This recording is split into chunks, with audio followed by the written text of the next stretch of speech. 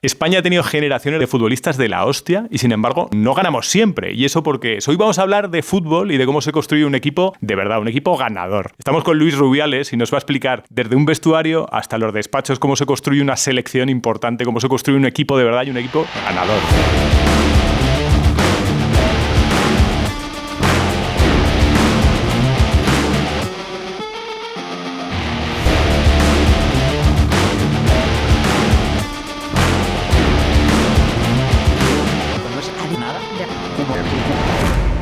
Luis, ¿qué tal? ¿Cómo estás? Pues encantado de estar aquí contigo. Muchas gracias por venir a Morir de Éxito. Un placer. ¿Cómo se construye un equipo ganador?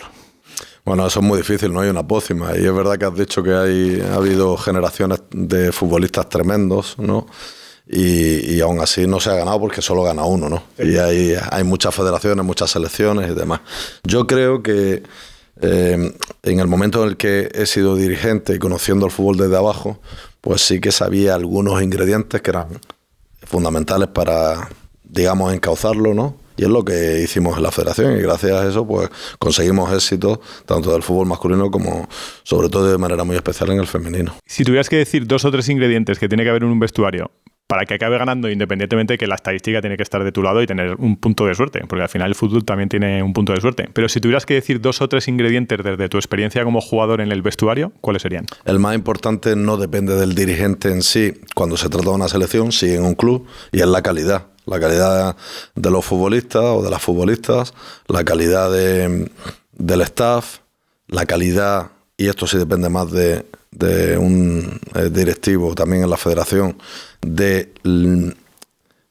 teniendo una buena materia prima, de darles las herramientas necesarias, pues todo tipo de sistema de scouting, de sistema, bueno, de mejora en cuanto a salud, a nutrición, a todo esto que en el fútbol tan igualado cada detalle cuenta, es muy importante. Y luego yo creo que hicimos un esfuerzo y especialmente en el fútbol femenino se vio en profesionalizarlo, ¿no? Cuando yo llego solamente había un trabajador, no había ni departamento de fútbol femenino, era Jorge Vilda el único, ¿no? Entonces creamos un departamento con mucha gente. ¿Qué año era? Que no había más que un trabajador. En el 2018. O sea, que decir, no estamos hablando de hace 1000 años. No, yo he sido presidente relativamente hace poco, ¿no? Y bueno, pues creamos un departamento que tenía dentro del departamento subdepartamentos, podemos llamarlo, subáreas de marketing, por supuesto el tema médico, el tema... Bueno, digamos que crecimos muchísimo, que pasamos de 2,7 millones de euros dedicados al fútbol femenino a 27, eso bajo mi mandato porque se creyó de verdad en ellas, ¿no? Y bueno, yo creo que pese a que tenían una grandísima calidad, si no tenían las herramientas adecuadas no podían ganar. Y creo que aquí fue muy importante esa calidad, pero también todas las herramientas y toda la ayuda que desde la federación se les brindó.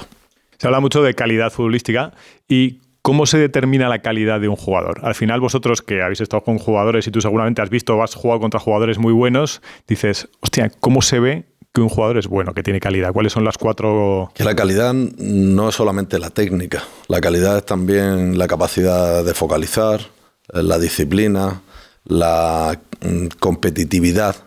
Yo casi diría que esto es lo más importante. Es decir, tienes que tener unos mínimos que todos los futbolistas, no solo en primera división, en segunda, en cualquier categoría, de las 3-4 primeras categorías, esos mínimos se tienen. Pero luego la cabeza, el cómo te has cuidado, también el cómo has sabido sacar partido a tu físico. Es decir, hay muchas cosas. La calidad no es únicamente saber pegarle o poner un buen centro de rosca o meterla por la escuadra. Hay muchas más cosas que determinan la calidad y para mí, entre ellas la competitividad, la mentalidad, esa ambición sana es casi tan o más importante que esa calidad técnica de la que se habla tanto, ¿no? ¿Cuál es el jugador que más te ha impresionado por la parte competitiva? Decir, hostia, qué tío más duro, qué roca, qué pesado. No, mira, a lo mejor si me preguntas otro tipo de calidades te podría decir, pero yo admiro mucho a jugadores que han jugado conmigo, que yo los veía entrenando día a día y eran increíbles, ¿no? Como entrenaban, que lo daban todo. Y yo creo que yo aprendí y he podido jugar en primera división también por eso, por darlo todo. Yo recuerdo mucho, por ejemplo, a alguien que fue además compañero mío de habitación, entonces se compartían la habitación, éramos 2 por habitación, y era un jugador que ha jugado muchos años a nivel profesional, pero que no ha sido un grandísimo jugador a nivel de irse a la selección o algo así, pero que yo admiro mucho, y era mi compañero de habitación, Pablo Pinillos, ¿no? Un jugador que al final estuvo en el Levante, estuvo en el Racing de Santander en primera división, estuvo en equipos donde hizo un gran papel y lo veías cómo trabajaba, ¿no? Luego se me habla de calidad técnica. Pues bueno, he jugado contra un Madrid exquisito, en el que pues me tocó marcar a Luis Figo, o en un Barça en el que me tocó marcar tanto a Leo Messi como a Ronaldinho.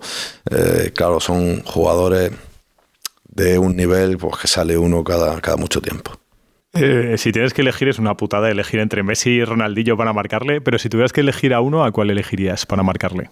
No, bueno, para marcarle, yo te puedo decir que, claro, el Leo Messi contra el que yo jugué era un grandísimo jugador que ya, no sé si ese año o al siguiente ganó el Balón de Oro, o 2 años más tarde, por primera vez, pero era un joven, se estaba haciendo, era increíble, ya se veía lo que venía, ¿no?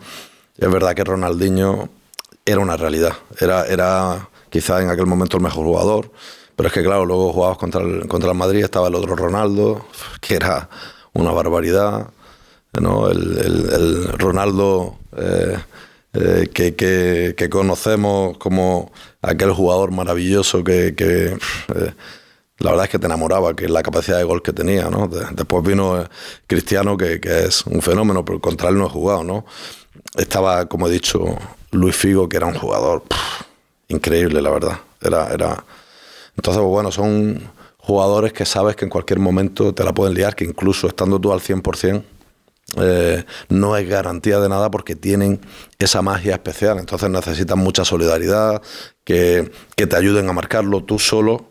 Siendo sincero, no hay un defensor que por sí solo, por muy bien que esté, durante los 90 y tantos minutos que dura un partido, pueda frenar a máquinas de este nivel. Estos son jugadores de otro planeta, y bueno, la mejor manera es reconocerlo, tener esa dosis de humildad que te hace estar todavía más centrado en tu trabajo, y también la ayuda de algún compañero. ¿Te preparabas de alguna manera especial en esos partidos? ¿O decías, no, igual que siempre, foco, competitividad? ¿O tenías un puntito de decir, hostia, juego contra el Madrid de Figo, me toca marcar a Figo, hoy tengo que...? Hombre, a todos los jugadores nos gusta, porque al final sabes que es un partido del que se habla en prácticamente todo el mundo, que son... los juegas 3, 4 al año, 5 al año, y son especiales, pero también es verdad que yo estaba en un equipo que cuando estábamos en primera división, cuando estábamos en segunda éramos un equipo puntero y nos tocaba subir, pero cuando estábamos en primera división se trataba de no descender. Entonces casi te digo que todos los partidos para nosotros eran vitales, ¿no? Y cuando jugabas contra un equipo de abajo, pues imagínate, sabías que perder suponía que esos 3 puntos no solo no los conseguías tú, sino que se los llevaba un contrincante directo. Entonces, yo creo que hemos afrontado todos los partidos, mis compañeros y yo. Te hablo de esta época del Levante, ¿no? Por poner un ejemplo, al máximo, ¿no? Y siempre con el justo equilibrio de nivel de excitación, pero también de frialdad para jugar estos partidos como hay que jugarlo, porque muchas veces cuando estás ahí abajo, el que tiene mayor tranquilidad, el que está más acostumbrado a jugar y en una situación de extrema necesidad, pues muchas veces es el que se lleva el gato al agua. Entiendo que hay un vestuario, es un sistema, es un conjunto de piezas que al final se van encajando y en función de las inercias que van haciendo sale en un sentido o en otro. Entiendo que los jugadores veteranos tienen un papel fundamental en un vestuario de fútbol profesional. ¿Cuál es el principal papel que tiene un jugador veterano? Bueno, yo creo que predicar con el ejemplo.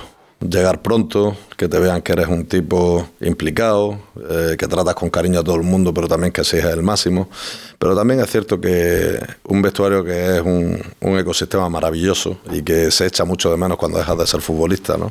Esos momentos, cuando llegas, las horas de cachondeo, también hay momentos de desidia y sobre todo de mucho sufrimiento. Pero te digo que no solo los veteranos, es que cuando llega un chaval joven con aire fresco, que incluso, te digo, entre comillas, tiene un poco de cara dura, sí. Y ves que dices, madre mía, qué bien nos va a venir esto también, ¿no? Da gustillo, ¿no? Verlo decir, menos mal, qué inyección. Es que la mezcla, bueno, y hay gente que siendo veterana, por ejemplo, yo recuerdo a Sandro, que jugamos y coincidimos muchos años en el Levante y venía del Madrid, venía Sí, era sí. un jugador de mucha calidad, ¿no? Pues siendo más veterano que yo, era como un juvenil, siempre estaba de cachondeo, siempre No estaba, tiene por qué ser. siempre Eso. estaba gastando bromas, siempre estaba fastidiando, es decir, pero luego se lo hacías a él y se me daba de la risa. Encajaba bien.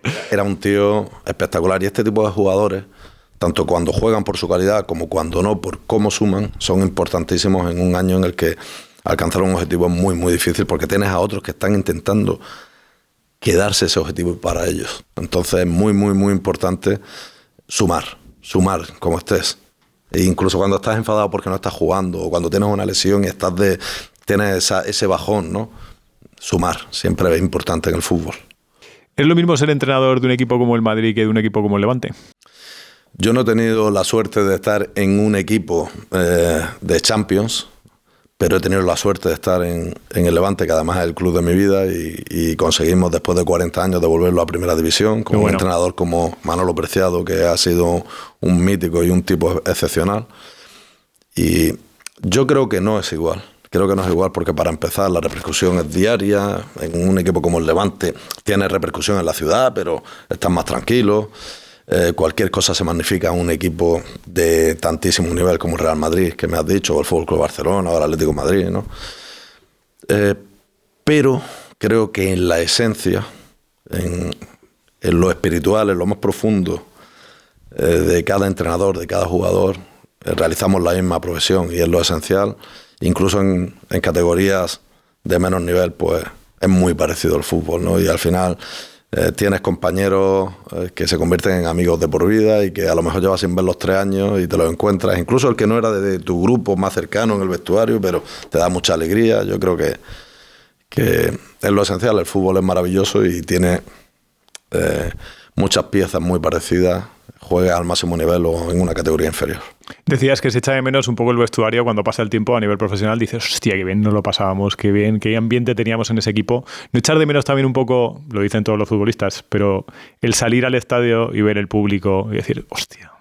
Sí, bueno, y los 5 minutos previos cuando llegas en el autobús y en el estómago empieza a moverse. Eso es lo de más nerviete, eso es. Hay yo creo, pues, esa excitación que al final no deja de ser reflejo de nuestras propias hormonas, de nuestras propias sensaciones, es biología pura, ¿no? Esa excitación es como ir a una guerra, ¿no? En el buen sentido de la palabra, vas a competir. Sí. Y claro, sí que se echa mucho de menos eso. Y en el vestuario, el vestuario se echa mucho de menos porque son tantísimas horas las que convives, tantos viajes. Bueno, en mi época, incluso en Primera División, lo más normal era viajar en autobús. Entonces, claro, te pegaba unas palizas de autobuses porque ibas con tu libro o jugando a las cartas. Y bueno, pues es imposible estar 6, 8, 10 horas sin gastar bromas. También había veces que había problemas también en todos los vestuarios, ¿no? Pero creo que había un justo equilibrio y bueno, vas madurando mucho con el paso del tiempo y te hace, yo creo, retirarte siendo joven, con 30, 35 años, los años que tengas cuando te retiras, pero siendo muy joven tienes un número de vivencias tan profundas y una responsabilidad y un sentido de la disciplina y de la jerarquía tan arraigado que creo que eso es bueno luego para la vida en general.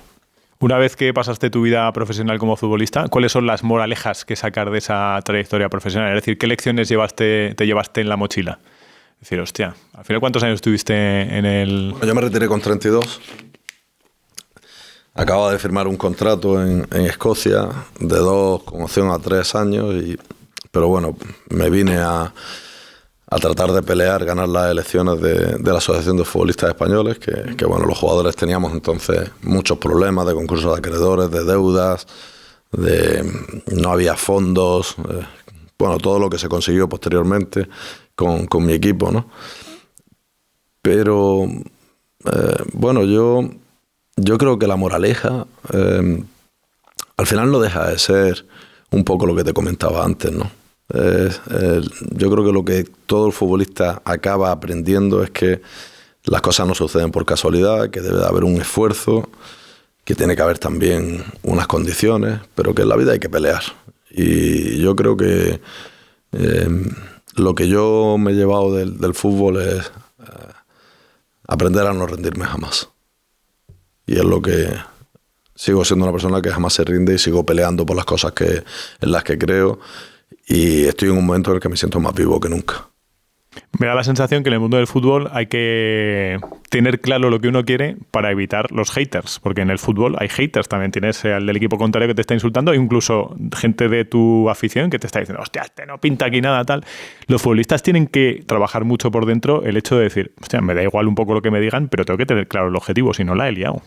Sinceramente, con la excepción de todas aquellas cosas que son intolerables en un campo y que llámese racismo, llámese falta de respeto, bueno, como lo quieras llamar, ¿no?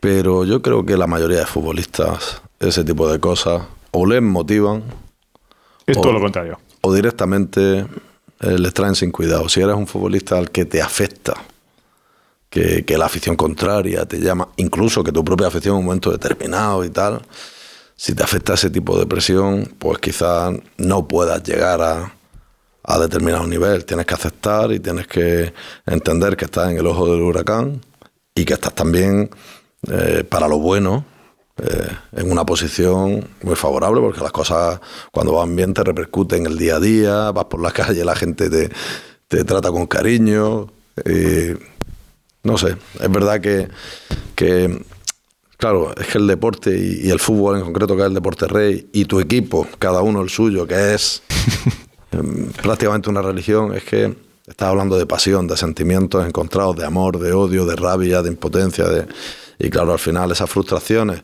para mal, se pagan con los jugadores en muchas ocasiones, y oye, y esas mieles del triunfo, para bien, también las recogen los futbolistas, el staff, los directivos.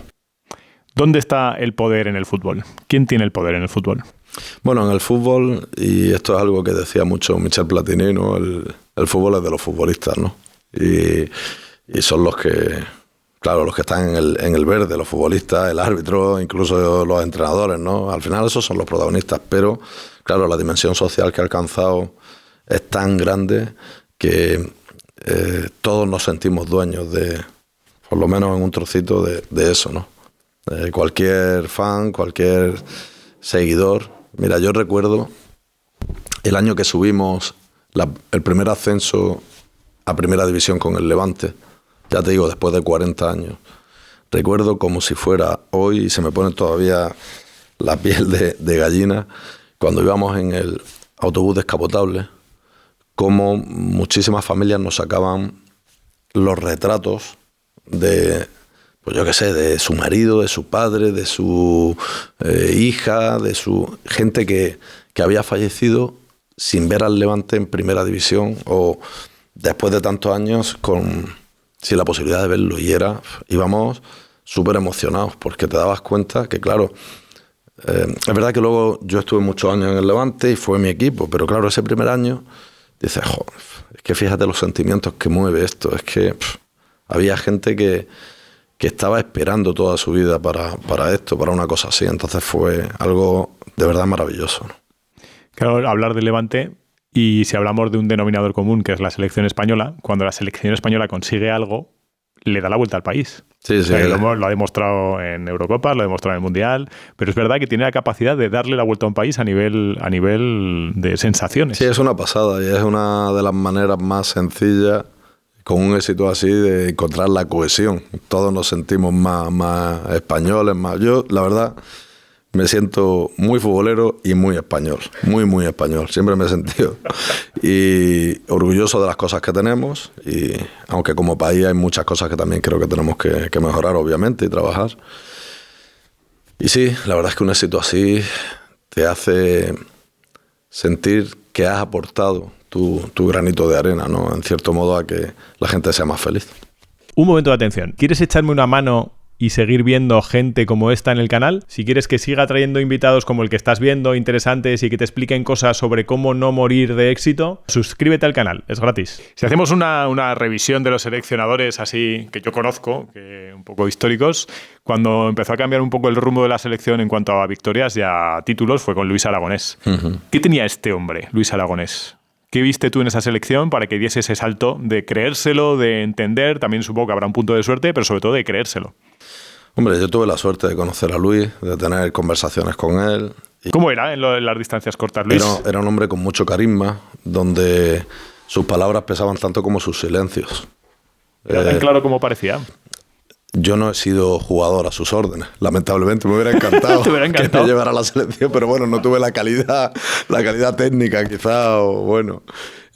Pero yo tuve varias conversaciones con él y bueno, luego a su familia la he tratado, especialmente a su hijo Luis también, y bueno, son gente maravillosa, ¿no? Luis pues es un genio, un tío con mucho carácter, no hace falta no creo que vaya a aportar yo mucho más de lo que ya conocemos, un tío muy, muy especial, pero muy querido y muy valorado por los jugadores, es decir, era la típica persona que pese a que parece que está como siempre con el látigo, pero te inspira una ternura especial, pues porque además te transmite las cosas en vena, ¿sabes? Es decir, es un subidón, ¿no? Cómo transmitía las cosas, cómo las vivía, cómo las sentía, ¿no? Para mí es una mezcla idónea entre la pasión del fútbol y el fútbol moderno, porque con él efectivamente España volvió a ganar y bueno, de una manera además brillante. ¿En qué medida tiene autonomía el seleccionador en la federación? ¿Hasta dónde llegan los límites? ¿Tiene total autonomía para hacer lo que quiera? ¿Hasta dónde llega? Conmigo, desde luego, sí. Es que no puede ser de otra manera, ¿no? Claro, yo recuerdo que cuando llegué, especialmente en el fútbol femenino ocurría, porque el masculino ya tenía casi de todo, ¿no? Claro. También nos pedían cosas en las categorías inferiores, nos pedían herramientas tecnológicas, que algunas de ellas valen cientos de miles de euros, mucho dinero, y claro, te tenían que explicar, porque cuando utilizas el dinero del fútbol para el fútbol tienes que saber dónde va, cómo va, etcétera, ¿no? Pero, por ejemplo, en el femenino es que era bestial, es que no tenían nada, ¿no? Entonces, pues claro, primas, acuerdos de derecho de imagen, esto ni me lo pidieron las jugadoras, se lo di yo directamente porque digo, ¿cómo los jugadores tienen derechos de imagen y las jugadoras no? Aunque no haya patrocinadores, ya los habrá. Tú venías de la experiencia de haber estado en la AFE, ¿no? O sea, de lo que necesitaban los jugadores y demás, que entiendo que se construye desde ahí. Me posicionaba mucho, sí, efectivamente, del lado de los jugadores en muchas cuestiones, ¿no? Y bueno, pues se le dieron tantísimas cosas que yo creo que eso fue fundamental para que hicieran el papel que hicieron. Wow, espectacular. Después la etapa de Vicente del Bosque fue otra etapa. ¿Vicente del Bosque lo llegaste a conocer? ¿Tuviste conversación con él? Sí. ¿Y cómo era Vicente? ¿Cómo es Vicente del Bosque? Bueno, yo lo conocí en un momento en el que llego a la AFE y en el que necesitamos la sensibilidad y la ayuda de los jugadores de la selección para determinadas reivindicaciones. Acuérdate que hubo varias convocatorias de huelga, pues por deudas tremendas que había con otros compañeros, o porque cuando se hace el reparto del dinero de la televisión se pedía un fondo para estudios, un fondo para el día de después, ¿no? Para que un jugador se retirara y tuviera un dinerillo y tal, y hablamos no de los de primera, sino de todos los que hay por debajo, ¿no? Entonces, pues bueno, yo creo que fue fundamental que Del Bosque nos abrió las puertas también. Entonces Ángel María Villar, el presidente de la federación, fueron muy receptivos con AFE, porque los dos habían sido fundadores de AFE y habían sido pioneros en la lucha sindical, pelearon por ejemplo, por la seguridad social, que ahora hoy en día es un derecho que se da por hecho, pero que en su momento los jugadores no tenían seguridad social, ¿no? Y tuvieron que pararse, plantarse y demás, ¿no? Nosotros también tuvimos que plantarnos. Cuando yo llego a AFE, solamente el 20 o el 30% de los futbolistas están afiliados, de los grandes futbolistas, y entonces tuvimos que hacer un trabajo tremendo, y creo que el habernos retirado un grupo de jugadores que llegábamos, pues yo siempre digo que nos quitamos los pantalones cortos y nos pusimos el traje, prácticamente, ¿no? Pero claro, llegar directamente del césped de jugar a los despachos, seguramente teníamos muchas creencias, pero teníamos mucha voluntad, una fe tremenda, una fuerza y un coraje, y sabíamos cuáles eran los problemas y cómo sentía un vestuario, y eso lo supimos transmitir, y pues pasamos de ese 20 o 30% de afiliación a un 100%. Y en eso, pues, Del Bosque o Ángel María Villar, sobre todo, yo diría Ángel María Villar, nos ayudaron a abrirnos las puertas de la selección. ¿Qué grupo de futbolistas erais los que estabais en AFE al principio, cuando tú llegaste? Bueno, pues éramos un grupo de jugadores que luego cada uno tiró para un lado, pero bueno, eran casi todos compañeros que ya había tenido en diferentes equipos, porque al final era una cuestión de confianza y yo lideraba y ellos me acompañaban en mi equipo, ¿no? Yo destacaría a Keko Piña, que fue un portero, jugó en el Leganés, jugó conmigo en el Alicante, a Jesule, que era un central que jugó muchos años a mi lado, yo jugaba de lateral y él jugaba por dentro, tanto en el Levante como en el Jerez. Entonces venía también Jorge Azcoitia, Luis Gil, que en paz descanse, que pasó del sindicato a la patronal, se fue a la liga con el tiempo, ¿no? Por supuesto, Xavi Oliva, que era portero en el Castellón y que era un tío fundamental, fue un tío fundamental. Tito Blanco, que ha sido un jugador correcaminos de todo el fútbol español. Bueno, son jugadores que han jugado en primera, en segunda división. No sé si he dicho Jorge Azcoitia, no sé. Tendría que revisar un poco más, pero prácticamente estos, Pedro Largo, bueno, un grupo de jugadores de primera, segunda, que muchos de ellos habían sufrido en sus propias canales concursos de acreedores, impagos, etcétera, ¿no? ¿Qué debería cambiar la liga para que fuera mejor? ¿En aquel momento o ahora? Las dos, venga. Bueno, en aquel momento tuvo que cambiar a base de huelgas, ¿no? Hicimos huelgas porque no nos hacían caso. No era fácil sentarse porque veníamos de muchos años de un sindicato inmóvil, ¿no? Y bueno, yo creo que en la actualidad quizás hay que buscar fórmulas que revitalicen la emoción, ¿no? Esto se ha convertido hay dos grandes transatlánticos y un transatlántico, ¿no? Madrid y Barcelona, que son dos de los grandes, quizás los dos clubes más grandes del mundo, ¿no? Y el Atlético de Madrid, que fíjate, este año está haciendo una campaña en Europa, sobre todo espectacular, y ha estado ahí hasta el final en la Copa del Rey.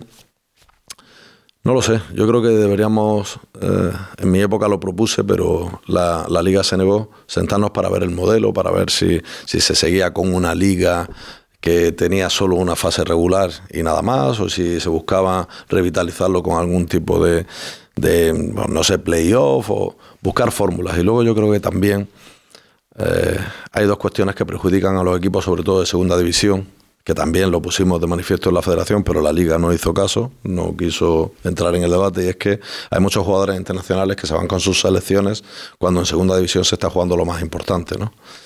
Creo que eso es un error, y creo que también la federación bajo mi mandato ha sido la única entidad, y yo diría a nivel mundial, que ha disminuido sus propias competiciones en número de partidos. Pasamos de 14 o 15 partidos en Copa del Rey a 9 jornadas cooperan, ¿no? Y creo que en un momento en el que los mundiales, las Eurocopas son cada vez más exigentes, las ligas no dejan de bajar de número de partidos, se inventan nuevas competiciones como el Mundial de Clubes, etcétera, etcétera. Creo que los jugadores pues cada vez corren más riesgo su salud, y habría que buscar un equilibrio entre lo que es el espectáculo, el dinero en el mundo del fútbol, que es muy importante para la cantera, para hacer cosas desde abajo, pero también la salud de los que están arriba, ¿no?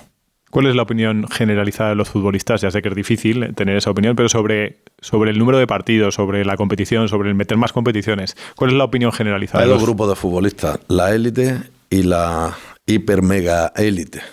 Y los de la hiper mega élite, que al final son los más seguidos, los que juegan en clubes más importantes y los que al final, pues aunque todos son necesarios, pero son, digamos, parte del tren, pero la locomotora, ¿no?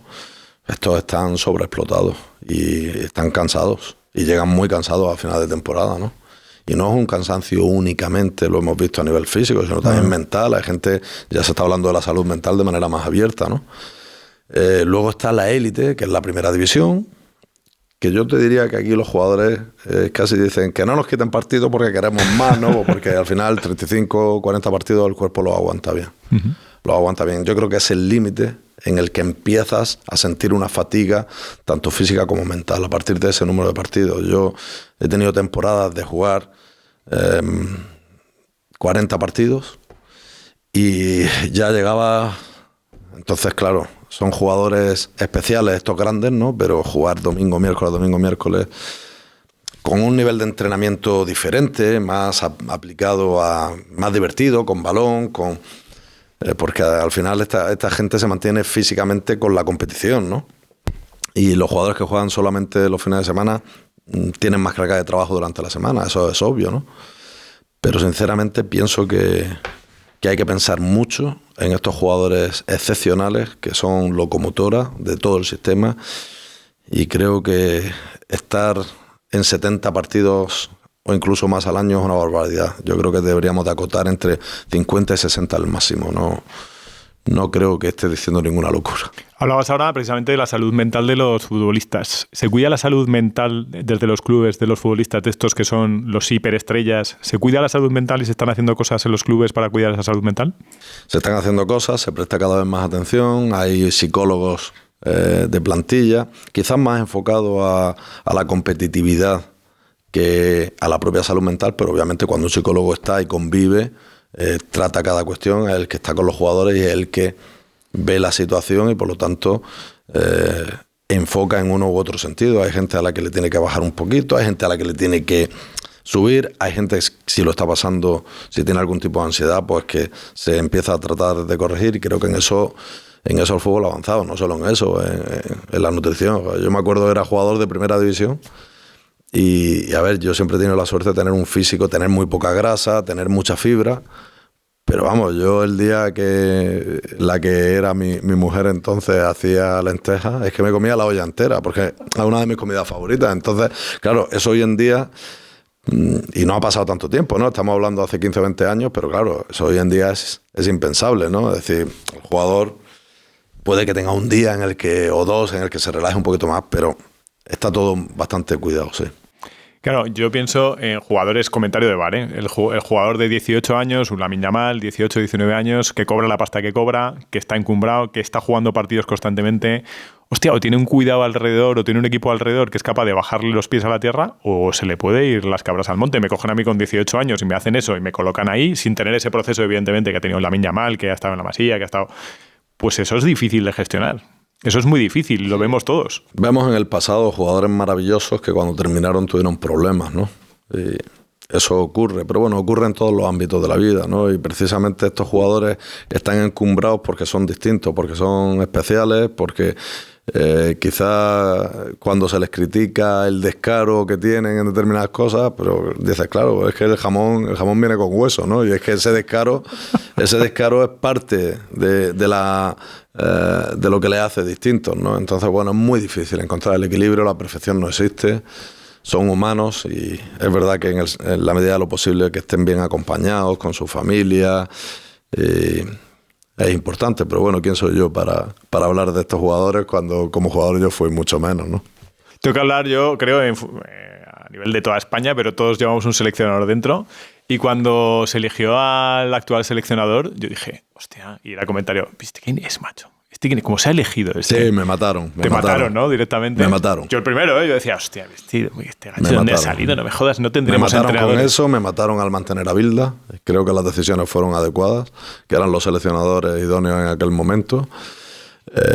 Nadie, bueno, si el propio seleccionador incluso ha mirado a otro lado, ¿no? Y evita hablar de mí por razones que cada uno podrá imaginar.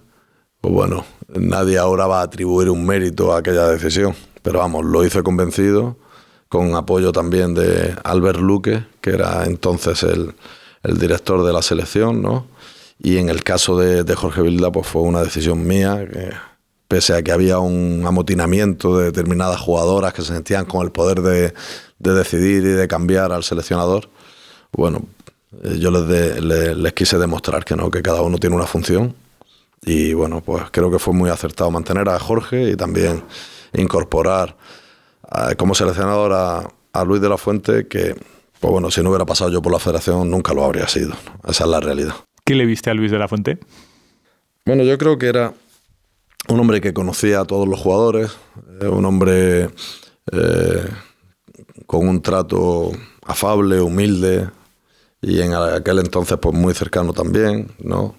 Y yo creo que era una señal, después de que él gana la Eurocopa Sub-21 y queda plata en los Juegos Olímpicos, es decir, hace méritos, una señal para el fútbol en general a nivel nacional y de manera particular también para todo el staff y los trabajadores de la federación.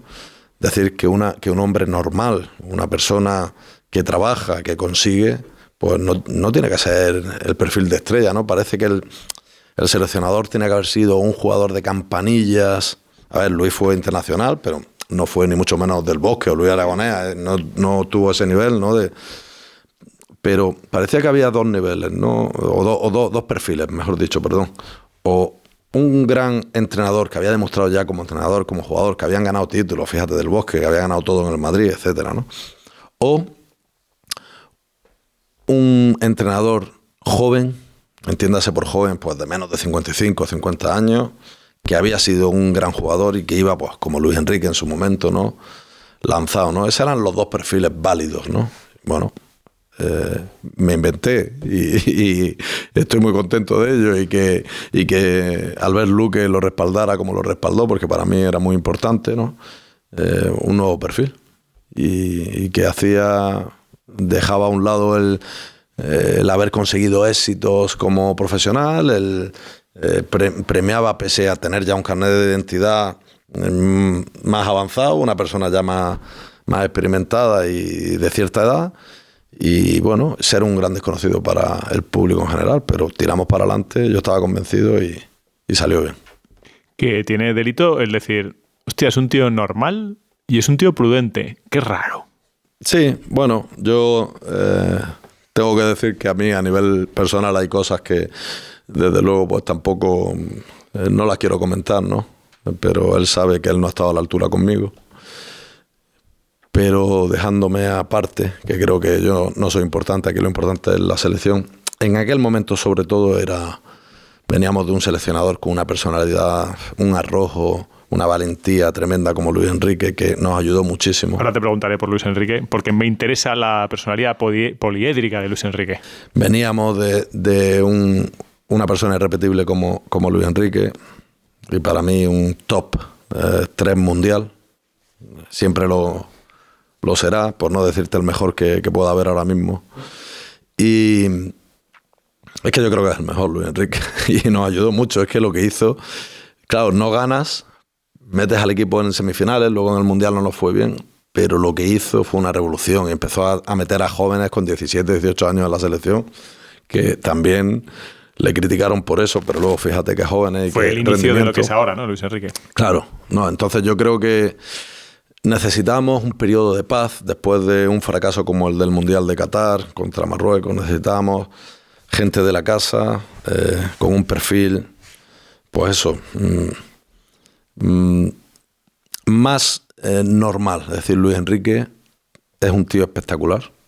La gente no sabe lo buen tipo que es, pero claro, es una estrella. A todos los que va, llama la atención, genera cualquier comentario suyo, genera 10.000 respuestas. Algunos le buscan los 3 pies al gato, otros con más o menos maldad, otros. Pero Luis Enrique es una tormenta, ¿sabes? Claro, en aquel momento decidimos que lo mejor era Luis de la Fuente. ¿Y Luis Enrique ahora es el mejor entrenador del mundo?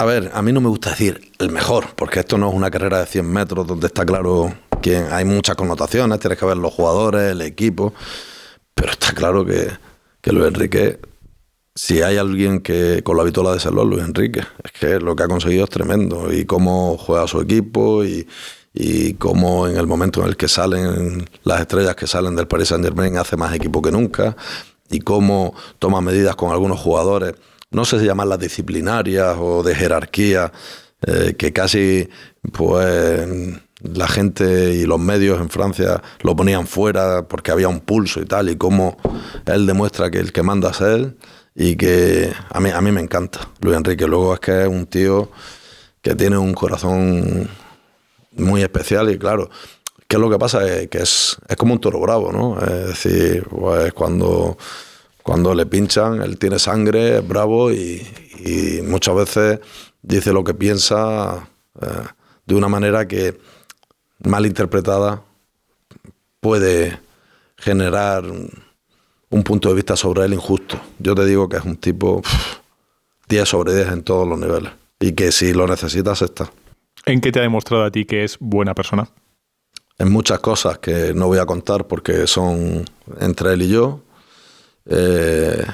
Nos tocó vivir, para mí, el momento más difícil como presidente que he tenido, que fue la enfermedad de su hija Shana y el fallecimiento, y eso fue durísimo, durísimo, muy, muy duro. Aún tengo grabado el día en el que nos enteramos y cómo fue todo, ¿no? Porque estábamos en Malta y él tuvo que volver en un avión solo. Y, bueno, le pusimos una persona que le acompañara todo el viaje para que no fuera solo. Y bueno, pues en momentos muy duros ha tenido la valentía también de dar la cara por mí y de explicar qué tipo de persona soy yo, ¿no? Y creo que ha habido mucha gente que tenía una dependencia mayor de mí que él y que no ha tenido esa valentía y él la ha tenido.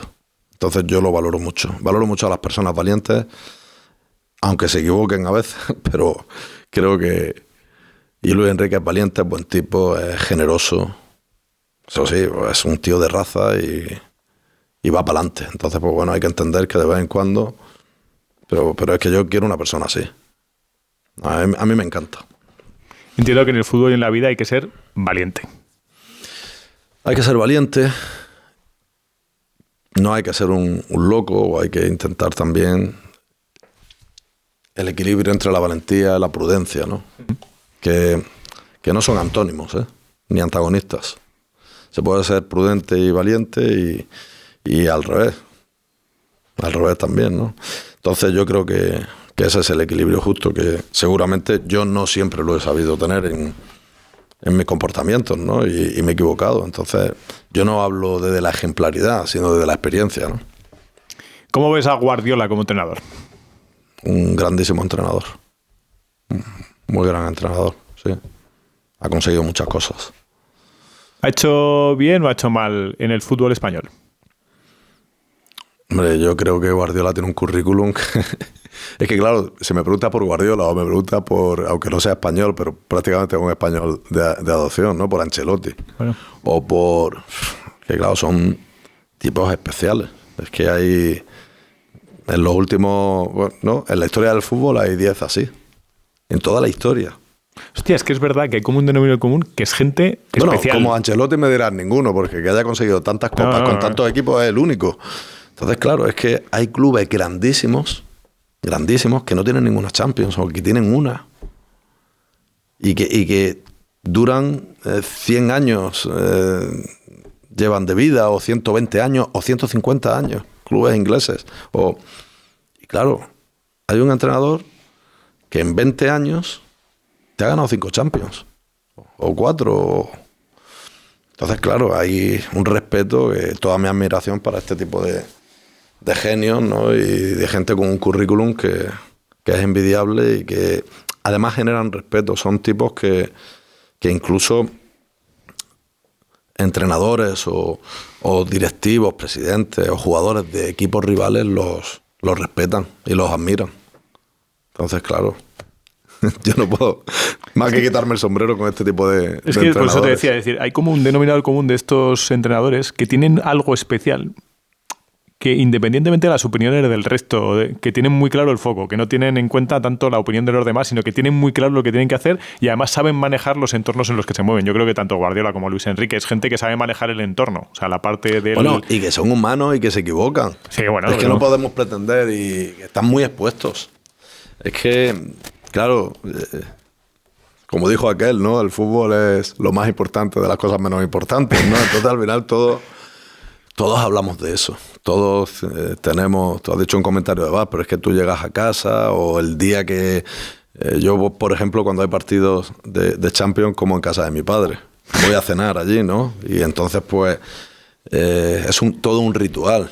Todo el día ya pensando en ese partido. Eso como aficionado. Tú imagínate cuando eres futbolista, cuando eres entrenador, cuando tienes la responsabilidad de poner a 11, de pensar en quién dejas en el banquillo para, en función de cómo vaya el partido, si necesitas a un jugador u otro, de si tienes que modificar algo, si no, de la presión social, de que llevo ya 3 años sin ganar nada o que llevo... Es que, claro, son gente que tiene las espaldas anchas. Y yo creo que de la misma manera que cuando yo decidí dedicarme a esto y estar o ser el presidente de la federación y obtuve el respaldo y tal, claro, tú sabes que tienes que tener las espaldas muy anchas, muy, muy anchas. Y sobre todo tener muy claro que no te puedes traicionar a ti mismo. Y yo creo que hay que sentir admiración por ello, incluso entendiendo que es que solamente gana uno. No es que se equivoquen, es que solamente gana uno. En determinados ámbitos del fútbol, el fútbol se empieza a mezclar un poco con la política, ¿no? Lamentablemente es así. Lamentablemente es así. Generalmente la política no viene siempre, que sería lo ideal, para ayudar. En algunas ocasiones me he encontrado políticos que han tratado de ayudarnos, o que, por ejemplo, con el fútbol femenino, muchos políticos de izquierda, bueno, es que deberían de cobrar lo mismo las mujeres que los hombres, o deberían de tal. Claro, luego llegas y ofreces la selección masculina y la femenina, y por la masculina, por llevarla, pagan un canon de 300 o 400 mil euros, y la femenina ni 60 o 70 mil, te tratan de regatear, oye, te pago el hotel y te pago el viaje y no sé qué. Entonces hay mucha hipocresía. Hay muchas veces en los que lamentablemente quería decir que la política viene para aprovecharse del deporte y no al revés. Y es una pena. ¿Cómo eres tú en el día a día? ¿A ti qué te gusta hacer? ¿En qué disfrutas? Yo soy un hombre muy feliz. No todo el tiempo, porque el sufrimiento y al final te levantas y ves las cosas que pasan en el mundo y tú no puedes ser feliz habiendo tantas injusticias, al 100%. Pero en el entorno de mi gente, de los míos, de mis hijas, de mi familia, de mis amigos, soy muy cercano, muy cariñoso, muy exigente también. Bueno, pero con mis defectos, creo que toda aquella persona a la que quiero sabe que estoy siempre, siempre. Yo no he fallado a una persona a las que quiero, siempre estoy. ¿Cuántas hijas tienes? 3. ¿3 hijas? Sí, sí. ¿Más o menos qué edades tienen? Bueno, tengo una menor de edad y otras 2 que ya una está empezando su segunda carrera universitaria, la otra está en la primera. Bueno, son muy buenas chicas. ¿Cuál es la lección más importante que te han dado tus hijas? Bueno, yo creo que ellas son más valientes que yo, que ellas han estado muy fuertes en todo el proceso de caza y captura que he sufrido en estos años, han sabido salir y relativizar, también porque han visto un gran apoyo a nivel popular, es decir, mediáticamente, y a nivel político ha sido horrible, ¿no? Pero luego cuando han ido conmigo por la calle, o cuando en la universidad o en el cole, pues saben que yo soy su padre, la gente ha sido muy cariñosa con ellos, porque la mayoría de lo que le han transmitido es que bueno, pues que se han pasado, que no había motivo para todo lo que ha habido. Y a mí la verdad es que son una pieza clave, mis padres y ellas, mi hermana también, ¿no? Mis amigos también, pero son una pieza clave para seguir luchando, ¿no? Yo siempre digo, es algo que digo y me encanta decirlo, que mi apellido no es mío, es de mi padre y es de mis hijas. Y por eso estoy peleando y estoy convencido de que se va a hacer justicia al final con toda la persecución, con toda esta tremenda, repito, injusticia que he sufrido. ¿Cómo lo han vivido tus padres? Bueno, han sufrido mucho. Han tratado de estar enteros. Yo creo que al verme a mí bien también le ha dado fuerza. Pero también es verdad que tengo mucha suerte de tener los padres que tengo. Han estado muy por encima de lo que podía esperarse, porque esto ha sido una trituradora, ¿no?, en la que hemos conseguido, estando unidos, estar fuertes. ¿Cuáles han sido los principales valores que te han dado tus padres? El trabajo, honestidad y, bueno, yo creo que perseverancia, ese tipo de cuestiones, ¿no? Muchas veces, es verdad que, claro, cuando tienes a un número muy importante de la prensa en contra, que recibe dinero del que es tu mayor enemigo, que te piden dinero a ti y tú no les das, les dejas claro que mientras que eres presidente de la federación el dinero va a ir al fútbol, no va a ir a los medios, para que hablen bien de ti. Claro, te te muestran lo que es firmeza, lo trasladan pues chulería, o lo que es valentía, tratan de trasladarlo en un sentido negativo. O si continúa Luis Enrique, la noticia será negativa. Si Luis Enrique no continúa, el mismo medio, la noticia será negativa, porque al final el enfoque es ese, ¿no? Fíjate, hay un dicho, y bueno, esto vale tanto para los creyentes como para los que no, y es que Dios te conoce por tus errores, pero te llama por tu nombre. El diablo, justo lo contrario. Uh-huh.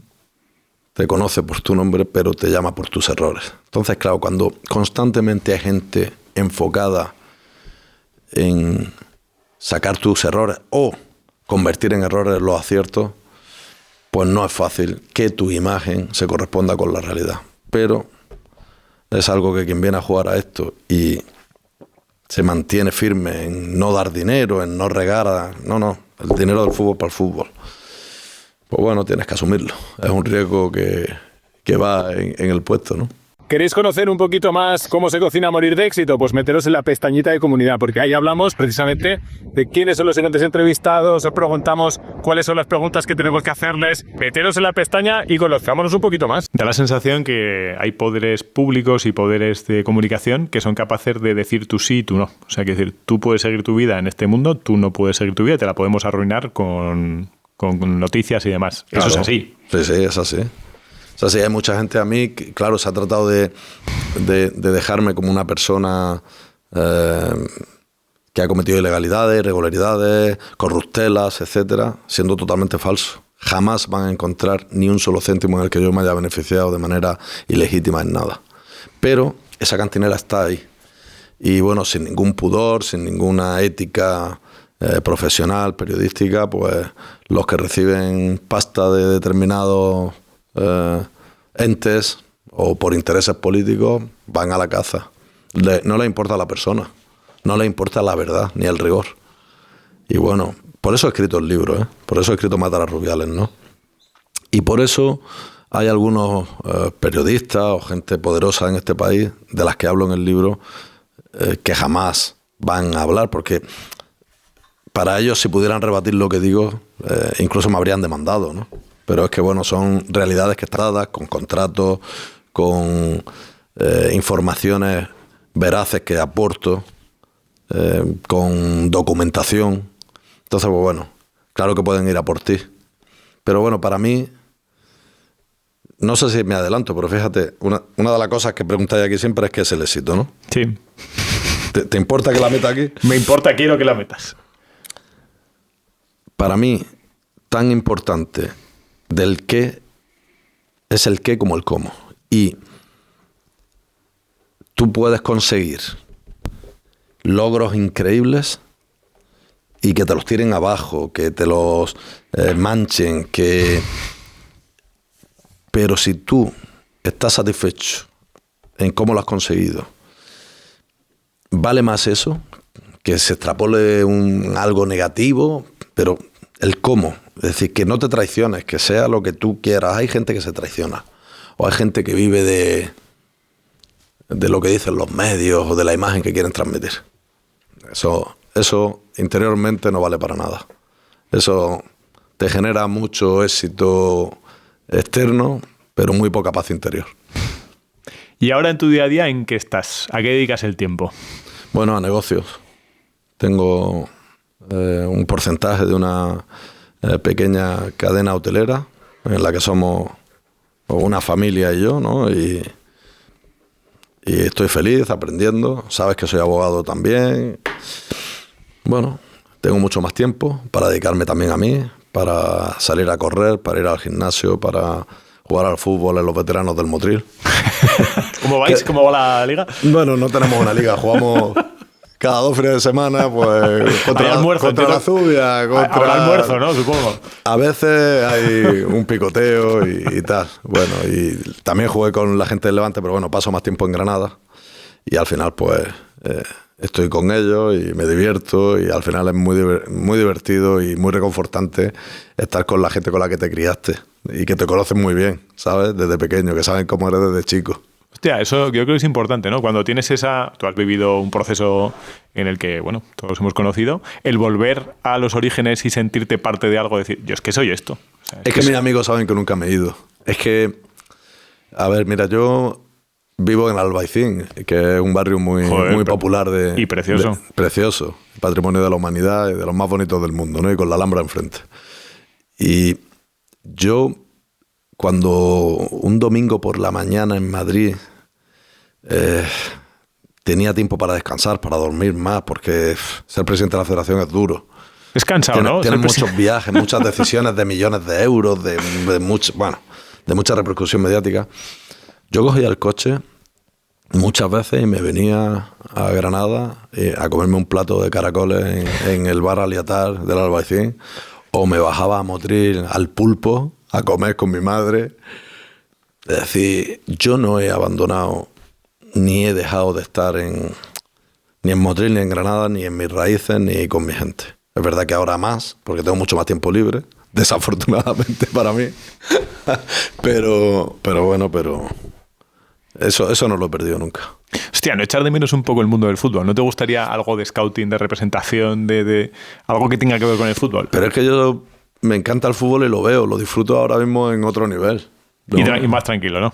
Sí, bueno, más tranquilo, y si tocara menos tranquilo, pues menos tranquilo, pero lo que te quiero decir es que al final lo bonito del fútbol es el fútbol, y claro que cuando estás tomando decisiones, además, joder, consigues hitos históricos a nivel económico, poner a la federación donde nunca empiezas a ganar a nivel masculino y femenino lo que nunca se ha ganado, a excepción del Mundial, ¿no? Que no lo pudimos ganar y ya se ganó afortunadamente antes, ¿no? En la época de Villar. Dices, jolín, estoy haciendo cosas muy chulas, pues bueno, es un chasco, sales, pero tienes que tener cero apego material a las cosas, y luego el apego emocional lo sobrellevas. Yo, por ejemplo, cuando salí, tuve muy claro que no tenía que llamar a nadie. Quiero decir, que no tenía que hacer sentir a nadie que seguía siendo moralmente el presidente, o hacerle sentir de una manera una presión extra para que estuvieran a mi lado en algún momento, o algunas de las decisiones me las consultaran. Ya cuando sales de un sitio, sales y tienes que asumirlo. Y yo he llevado esa transición de manera rapidísima y a nivel psicológico muy, muy entero y muy bien. A nosotros nos encanta entender cuál es la vida de los invitados que venís por aquí, y siempre nos imaginamos una línea de la vida en la que te dejo 2 smiles, 2 puntitos así alegres y 2 puntos rojos. ¿Cuáles han sido los 2 puntos más jodidos de tu vida y cuáles han sido los 2 smiles? Te dejo 2 que seguramente me dices. ¿Estás hablando a nivel más profesional? A nivel personal, es que yo creo a nivel vital. Es que yo creo que las cuestiones que a mí me han afectado tienen que ver con pérdida de seres humanos, a los que quería. O incluso mis perros, ¿no? Cuando murió mi Panchito, mi Desi, los 2 perros que he tenido, lo pasé muy mal. Pero para mí las pérdidas humanas, también es verdad que cuando hay alguien que está a tu lado y se convierte o se transforma en un opositor o un enemigo, eso duele mucho. Pero no sé, por eso te comentaba antes que el momento más duro como presidente fue la crisis que tuvimos con Shana, ¿no? Eso fue horrible, ¿no? Lo de la hija de Luis Enrique. Y luego, pues cosas positivas, también te diría casi, ¿qué es lo contrario de la muerte? El nacimiento, ¿no? Yo creo que el nacimiento de mis hijas. Eso no tiene ninguna... Claro, te puedo decir ascensos, te puedo decir... El ascenso con el Levante el primero fue increíble. Pero es que yo no puedo comparar nada con mis 3 niñas. Es que además he tenido la suerte, salvo la primera porque fue una cesárea complicada y tal, y la vi ya naciendo. Las otras 2 que fueron también cesáreas, bueno, yo soy abogado, pero estudié enfermería, no he terminado enfermería, me faltaba médico-quirúrgica, 1 o 2 asignaturas, y no lo terminé porque no tenía... ¿Sabes? Eso lo tienes que tener dentro, ¿no? No era vocacional para mí, ¿no? Pero me sirvió por lo menos para que la doctora Isabel, que atendió el segundo y el tercer parto de Nela, de mi mujer, pues me llevaba muy bien con ella. Me dijo, ¿quieres estar? Y las vine a hacer y las vi antes que la propia madre, ¿no? Porque su madre, claro, estaban haciendo una cesárea y yo creo de verdad, sinceramente, no hay nada comparable al momento en el que nace un hijo. Son lo más grande. ¿Tú crees en Dios? Yo es algo de lo que no me gusta hablar. Nunca hablo de esto, pero yo tengo mucha fe y había perdido determinados hábitos que he recuperado a raíz de lo que me ha pasado, ¿no? Tengo muchas dudas también, tengo muchas preguntas difíciles de contestar, pero la fe no hay que perderla. Llámese religión, Dios, o alguien tiene fe en otra persona, pero un hombre sin fe, un hombre sin esperanza, como decía Lorca, la esperanza, la fe te mueven. También te mueve el odio, pero yo soy de los que cree que te tiene que mover la fe, la esperanza, el amor, la pasión. ¿Cuál es tu lugar favorito del mundo? ¿Tu sitio favorito del mundo? Es que claro, yo creo que me quedaría con dos. Yo creo que en Motril, verme bañarme en verano en la playa con mis hijas, con mis amigos, eso sería uno de los sitios favoritos. Y el otro probablemente, por decirte uno, te diría el Mirador de San Nicolás o estar frente a la Alhambra o paseando por los bosques de la Alhambra. Hago muchas rutas por allí. Paseo muchísimo, tanto por el barrio del Sacromonte como por el bosque de la Alhambra, por el Camino del Avellano. Hay muchas rutas, pero creo que para muchos granadinos es una zona desconocida y es increíble ver cómo a 7 o 10 minutos del centro, andando, tienes la naturaleza que rompe ahí y escuchas el agua caer y... Vamos, seguramente hay más sitios que me encantan y el mundo es fantástico y he estado en más de 100 países, 120, 130, yo no sé cuántos, y en ciudades increíbles y es una pasada el mundo que tenemos y la pena es que muchas veces nos complicamos nosotros, ¿no? Las guerras, las historias, en fin, bueno.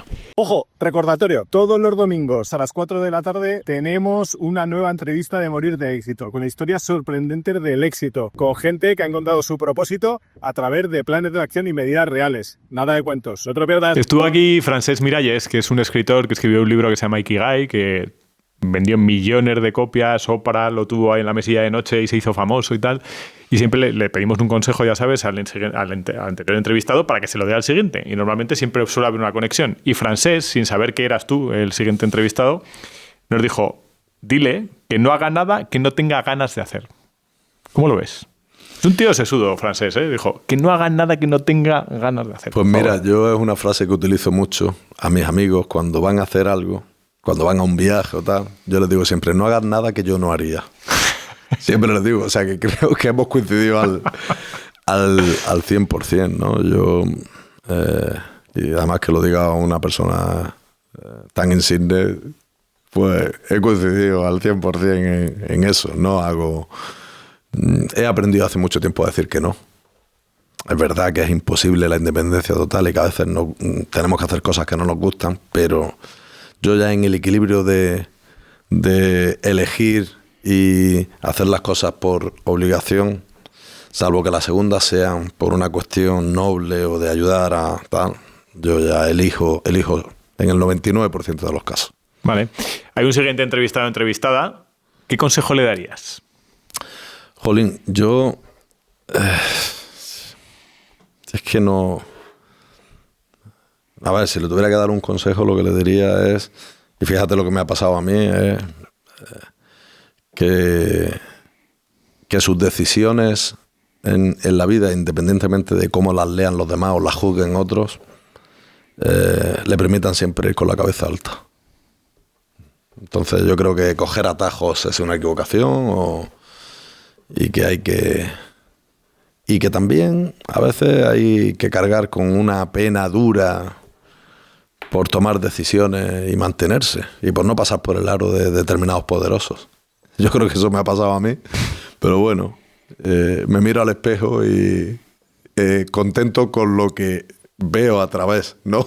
Es muy mejorable lo que veo, pero contento con quien soy. ¿Qué consejo le darías a Luis, presidente de la federación? Eso es trampa. Ya he sido presidente de la federación durante ese tiempo y el volver atrás, claro, oye, no hagas esto, ten cuidado, oye, en Sydney la celebración, estate más frío. Nah. Es que entonces no viviría la vida que estoy viviendo. Es que estoy viviendo esta vida por los aciertos, pero también por los errores que he cometido. Entonces, pues mira, yo lo que sí puedo es garantizar que Luis, el de antes, el de ahora, y ojalá pueda vivir muchos años, sobre todo por disfrutar de la gente que quiero, no va a parar de luchar nunca por lo que cree y de decidir en función de lo que cree. Y nos vamos un poco más atrás. A Luis, que salía de Granada con ilusión para jugar al fútbol y tal, si te tuvieras que sentar al lado y decirle, Luis, siéntate aquí un momento, vamos a hablar un momento, ¿qué le dirías? Esa conversación ya la tuve con mi padre y fue mi padre el que me dijo, mira, yo el día que salía de mi casa, mi abuela, que en paz descanse, se tiró a mis pies y me agarró. Se enfadó con mi padre y con mi madre. No podéis dejar irse al niño tan chico. Tenía 15 o 16.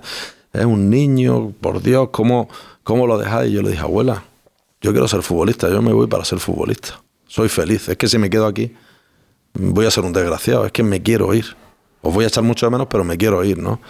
Y entonces, pues, mi madre siempre lo que me dijo es que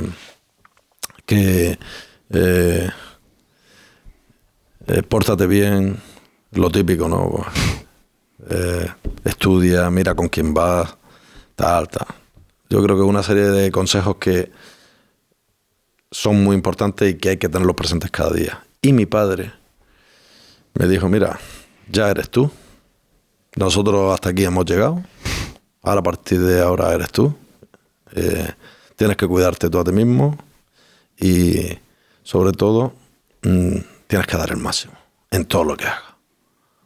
Da el máximo. Y yo creo que con esos consejos que me dieron mis padres, ¿para qué voy a tener que ir yo a aconsejarme nada, ¿no? Yo estoy muy contento con esos consejos y creo que me ayudaron. Cada vez que tenía momentos de estar de bajón porque pierdes a tus amigos, tu entorno, tu pueblo, todo, es como que te daba fuerza. Me quedo con 3 o 4 frases que has dicho, que me han gustado mucho y creo que te definen. Una primera es que yo, Luis Rubiales, no me rindo nunca. Otra es que yo soy muy futbolero y muy español. Otra que me ha encantado y es que en esta vida el jamón viene con hueso. Bueno, esa no es mía, eso es un dicho popular. Te la atribuyo. A partir de ahora, Luis Rubiales, Dixit. Y otra que es que mi apellido no es mío, es de mi padre y es de mis hijas. Luis, muchísimas gracias por venir a Morir de Éxito. Ha sido un auténtico lujo. Esta es tu casa. Nada, un placer y bueno, me gusta mucho tu look. Porque es como espejo, ¿no? Es como un look de espejo. No, muchas gracias. Creo que ha sido una entrevista que tocando temas difíciles, pues la manera en que la haces permite al entrevistado decir la verdad con la cabeza, pero también con el corazón. Es importante. Hay entrevistas que son muy incisivas y que no te permiten dar. Así que te felicito y te agradezco el tono. Muchas gracias. Vivo del aplauso del público. Venga, abrazo grande.